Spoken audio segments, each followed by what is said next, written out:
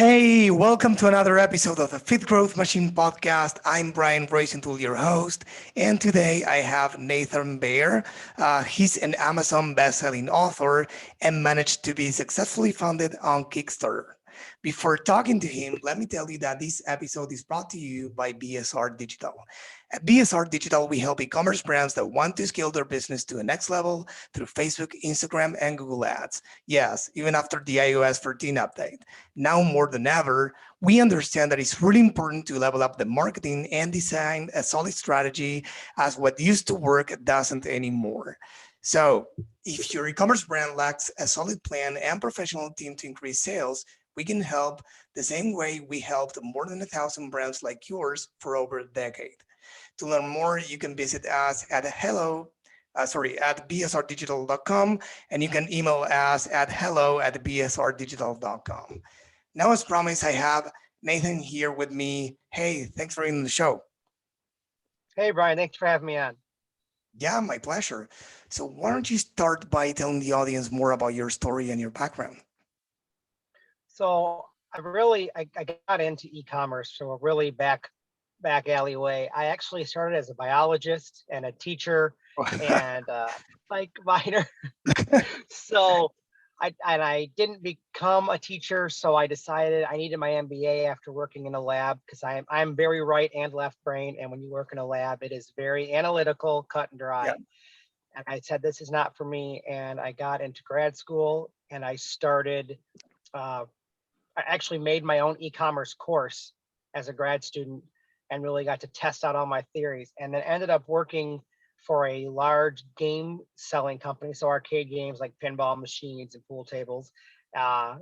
Became the director of marketing there, managed websites, built websites, managed thousands of SKUs, and then took that same skill set and building that same system from the ground up at a new company. So wow, what a background. It's not what we typically get here. Is like, it's a really unique background you have there. And I see how we can give you the different mindsets, right? I particularly come from the computer science background. So you're creative, but in a different way, as I say, right? You're analytical, strategic, probably. So yeah, as you change jobs and you start in a new industry or in a new space, you can probably bring a lot of your background into that, right? I absolutely do. I really try to find creative solutions, but that also takes the analytical side. So I get to use both sides and have a good time doing it. That's awesome. That's great. Wow, I'm still impressed. Really great background. So now we're going to talk about probably about validating or your pitch, how to raise funding. So how can any company listening here what's like the steps they need to take to raise funding? Sure. So, I mean, the first thing you got to figure out where the funding is going to come from. We all know about angel investors and angel groups out of Silicon Valley, but I'm from West Michigan, and we have one in Grand Rapids called Start Garden, and they have a monthly program called 5x5 Night. They have an annual one called the 100. It's actually the 10th anniversary this year. It's a shameless plug. And so first you got to figure out where the money's going to come from. And are you a big fish in a small pond, or are you a small fish in a big pond?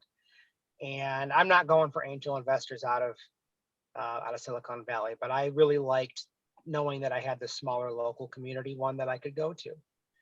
So we did that, and we were actually accepted to pitch at 5x5 Night, where you pitch for 5 minutes to 5 judges to win $5,000.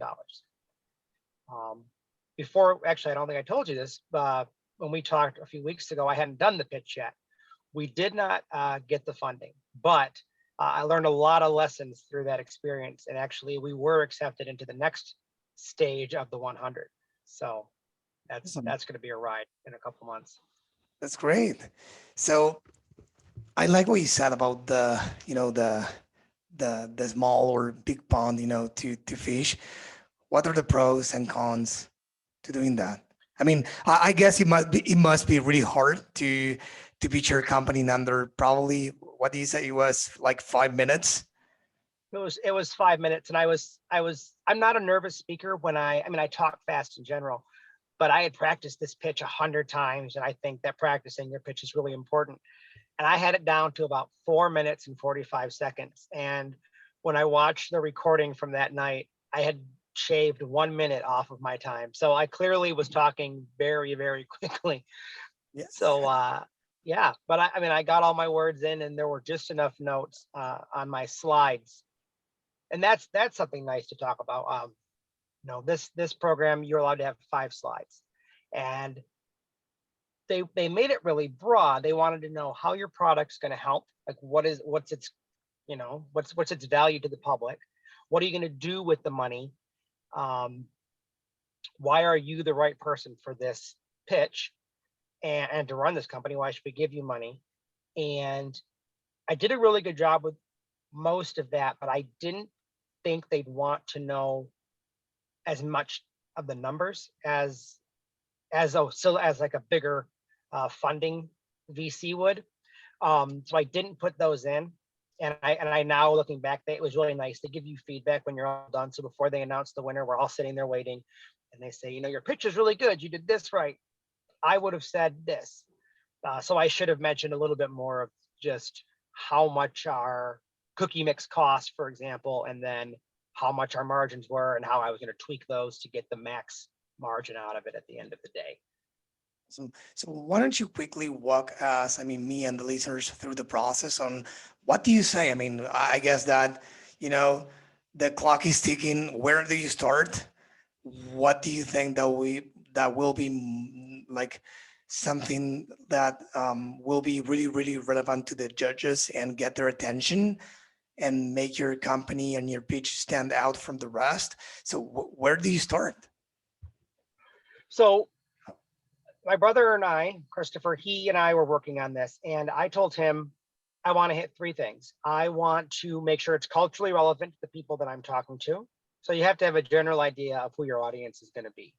I'm going to tell my grandma a different story than I tell my dad, and a different story to my youngest brother than I'm going to tell to my grandma, right? They speak different languages at the end of it. I wanted to emotionally tug. I wanted to get their emotional investment into me. And then I wanted to establish myself as a leader that could be chosen. So I wanted to be emotional, cultural, and have show leadership. So the very first thing I chose to do was grab their attention. First of all, I'm a guy, and I'm talking about cookie mix for lactating mothers to increase production. So that's what we were pitching. And I went up on stage, I cracked open an oatmeal stout beer and took a big swig. And then I talked about how good it was, but then talked about how nursing mothers can drink this for the benefits, but then made it emotionally sad that mothers can drink this, but then they have to pump and dump, or they have to, it can actually reduce production, but the ingredients are good. So I showed some stats about what to do, like why mothers weren't breastfeeding anymore.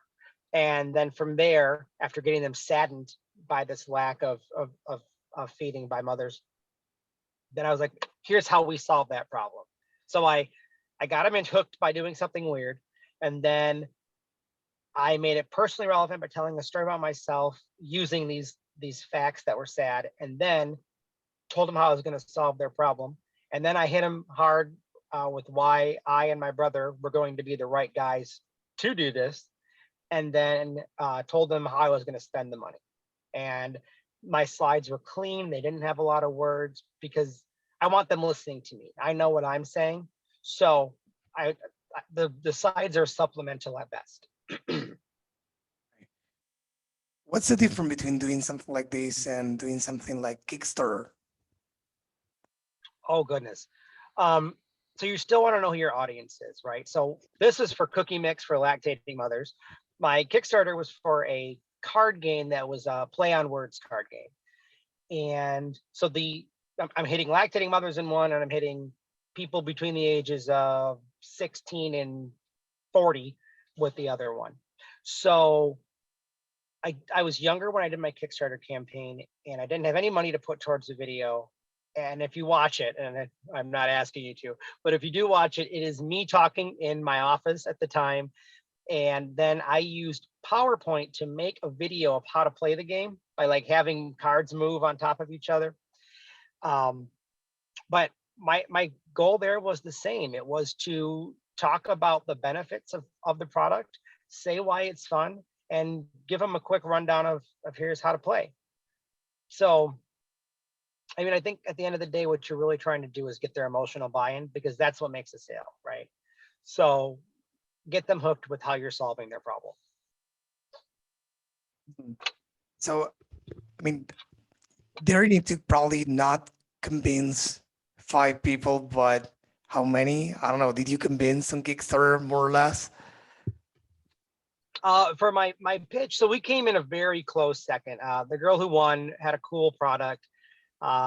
She was a lot more, she had a lot better presence on stage than me. She was not nervous. She was like just on it. I've talked to her a few times since then, and she has a very good presence when you're talking to her too.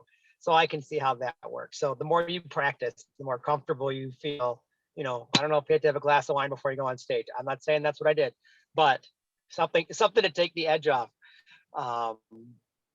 Yeah, it was. Awesome. I definitely got people on board. I had two of the judges were bodybuilders, and they were eating my cookies and telling me how good they were. And I don't think they eat cookies very often, so that was kind of nice. Yeah. Going back to Kickstarter, I think that, you've been there before and many people listening weren't there doing something right, or so raising funds, I mean.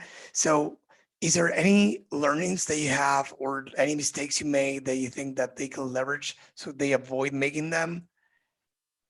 Yeah. So, you think about a card game, it doesn't sound like a lot of pieces, right? It's cards in a box with an instruction pack. So I found a manufacturer to make this card game, and I had a backup manufacturer, and the first one went good. So it didn't matter that I didn't need the backup.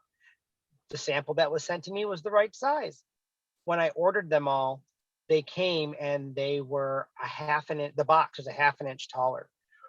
Well, that half an inch was the difference between fitting it in a box that ships at this price and a box that ships at a $2 or $3 higher price. So shipping increased from, I want to say at the time it was $6 to $8.50, which I didn't want. I mean, everyone wants to offer free shipping these days, but I couldn't jack up the price almost $10 to justify that, and then not let them know that it's really the shipping cost. So that was a big, that's been a problem that I wish I could go back and fix.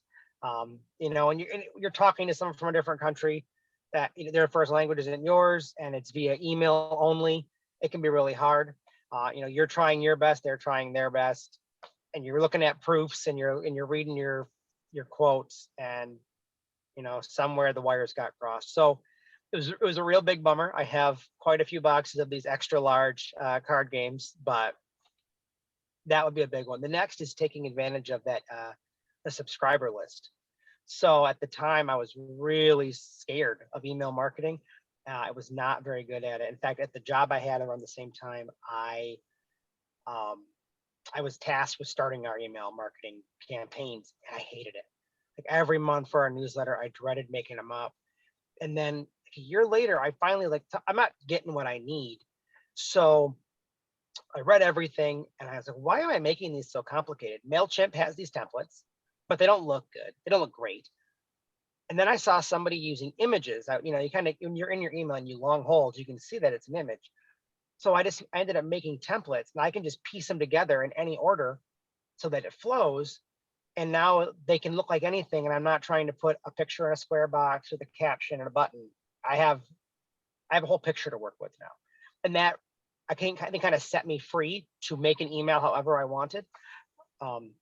So that has been a really good benefit that I wish I knew at the time to take advantage of my subscriber list. Definitely, yeah. We can talk about email marketing a little bit more if you want in the sec. But before, I don't want to forget to ask you this, because you mentioned about the extra large. Let's call it the special edition of cards, Yeah. you know, Yeah. that you released. But how to, the important thing is not to, I mean, to make mistakes. That happens to all of us, to all who do, everyone who does things, we all make mistakes, right? So the important thing is to learn from them. So you, behind, let's say, e-commerce brands, let's say selling card games or anything else, selling products or even services, right? But even more selling products, you gotta have processes in place. I don't know, for example, inventory management or more processes and training for your team to avoid making some mistakes. Do you have any way of tracking everything? Do you have systems or processes to do that? Yeah. So when it comes to these, to my Kickstarter, for example, and my pitch, actually my book that I wrote, it's called the DARP method, and it's DARP, and it's actually an acronym, and it's deadlines, accountability, reward, and punishment. And Okay. so if you can put those four things in place, I think they really help keep you on a path. You know, you need to have a deadline to have it done. Something or someone needs to hold you accountable at the end of the day. And if you're successful and you get it done, I think you need to reward yourself. And if you don't, I think there needs to be some sort of punishment, whatever that could be, right? Maybe you don't get to have a Jack and Diet when you go out to the restaurant tomorrow, for date night. Or maybe your reward is a nice bottle of wine, or, if I do keto, so maybe I could have real chocolate one day instead of the sugar-free stuff. But so in my cases, the rabbit trails, the game, I didn't have anybody to keep me accountable, but I've taken these lessons, and now with the cookie mix, mommy's treats, what they're called, my brother keeps me accountable. And I mean, punishment alone for me is letting him down at the end of the day, because we have a lot of things we have to get done. And the reward is going to be the success down the road. And like, I just applied for our food license because we have to use a commercial kitchen. Like, you don't know what you don't know. But all that said, right now in my current role, I do a lot of processes. And this company that I work at is 60 years old or more. And they were bought out about 6 years ago, and they didn't have any technology. Like, orders were handwritten. People, if a sales guy sold a pair of hockey pants, they would just go to the back, grab them, and sell them. They weren't tracked anywhere.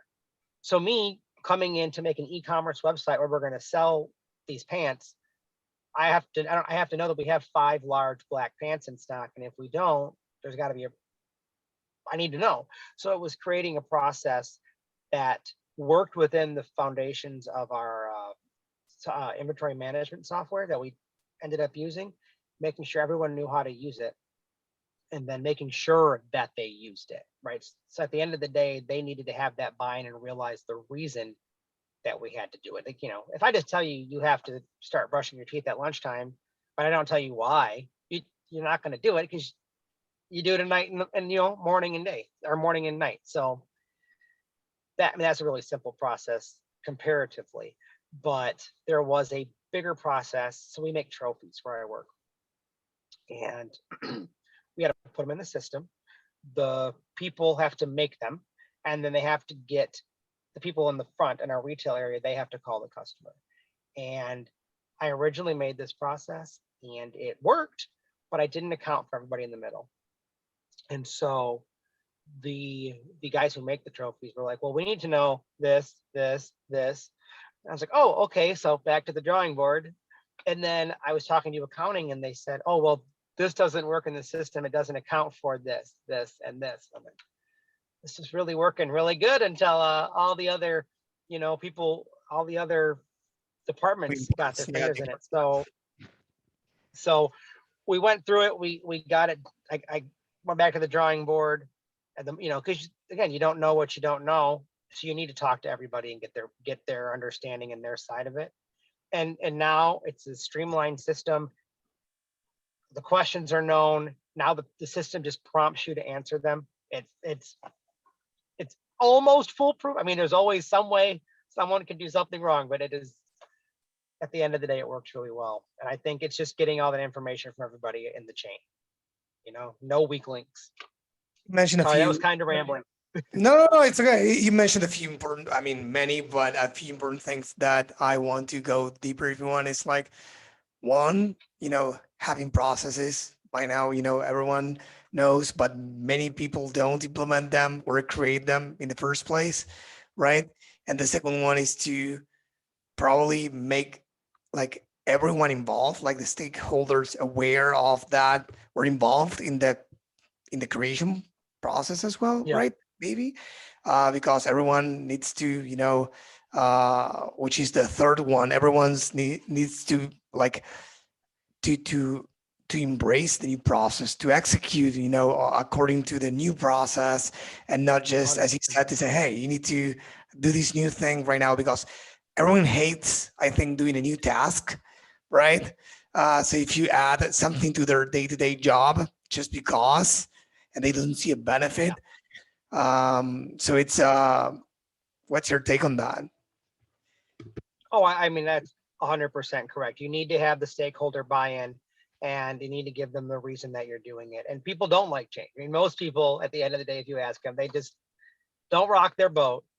So a couple of the guys who work here have worked here for 25 plus years. So they are used to the old way of doing things.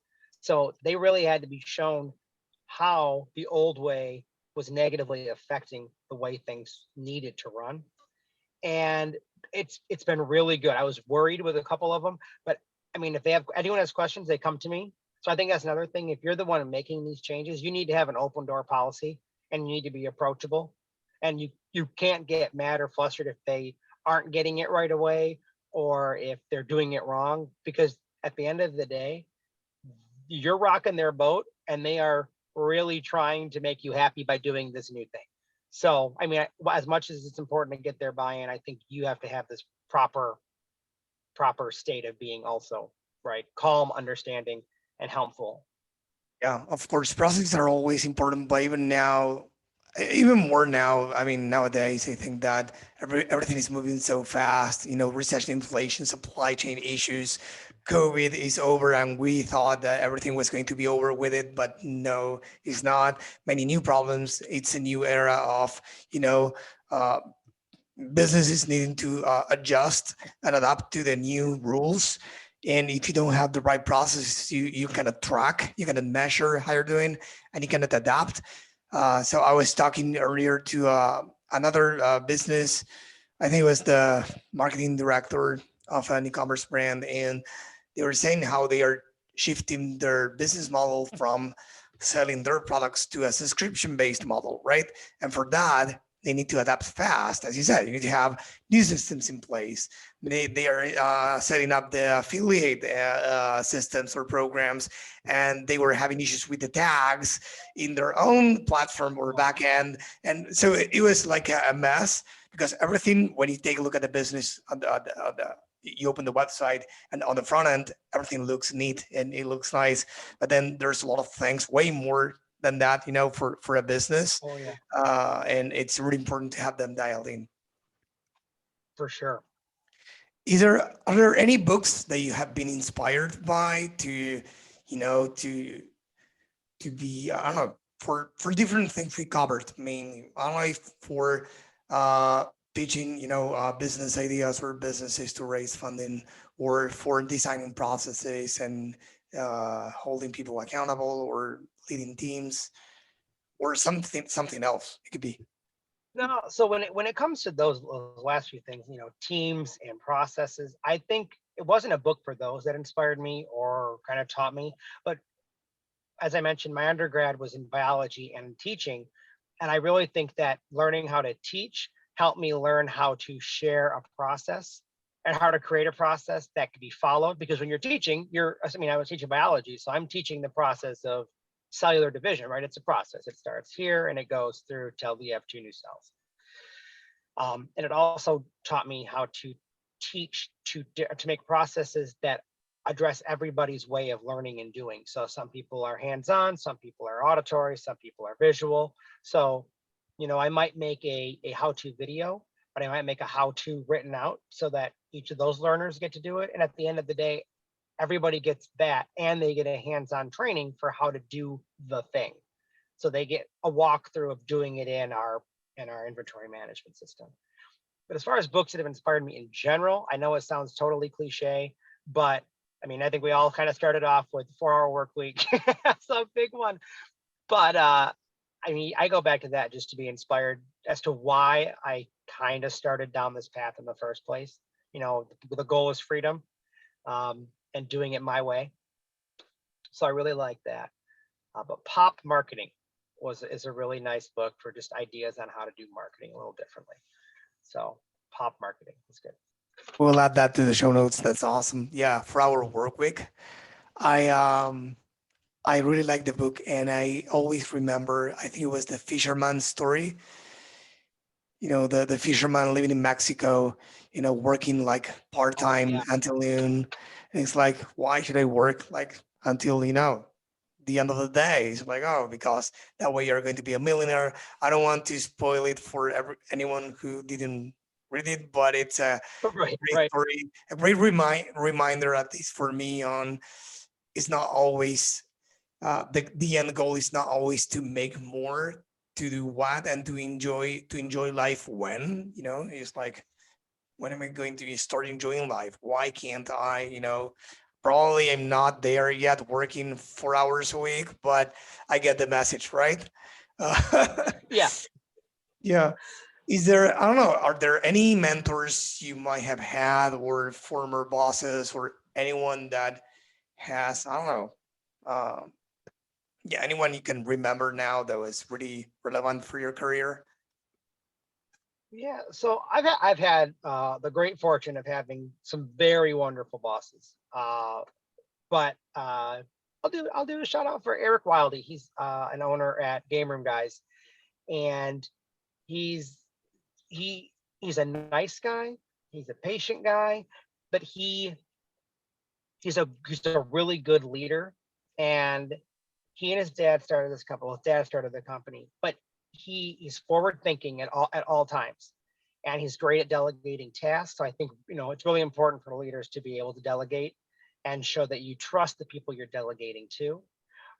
You have to be forward thinking, and I mean, just his approach to, yeah, we need to try this. Let's get the best technology we can, and then we're going to integrate it. And he's done a really great job with the company. I mean, it's a great place. It's a great place to work. I wasn't looking or planning on leaving, but I got called. A recruiter called, and I couldn't say no.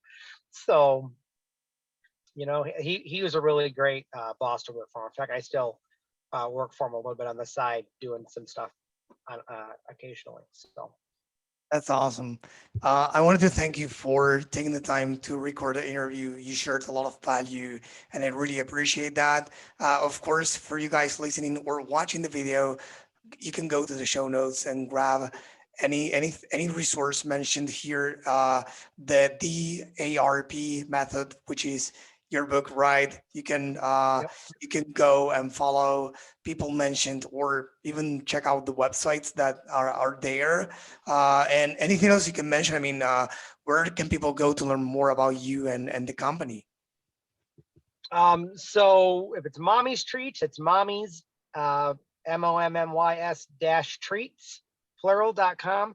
That's still coming. There's a rabbit trails game.com. I have nathanbair.com, but just like all things, you take care of your clients before you take care of yourself. So my website for me is not good. It's very outdated. But yeah, I mean that's, and then there was a DART method site, but it is also because it's not, you focus on your clients. So things get put by That's the awesome. wayside. No worries, no worries. At least people will know where to go to grab a copy if they want. So, is there anything else that you would like to mention that I didn't ask you, just in case, before we leave? Uh, I, no, I think I'd like to leave on this part. Just try everything, right? Like I've done a Kickstarter. I've pitched cookies. I pitched a game. I've written children's books. I wrote the DARP method, and not everything's going to be successful, but you don't know, So if you're interested in things, try it, and if it sticks, keep running with it. And I think that's really the way to go with your life. That's nice. Hey, Nathan, it was a pleasure to have you on. Thanks for being here again. Yeah, thanks, Brian. Good talking to you.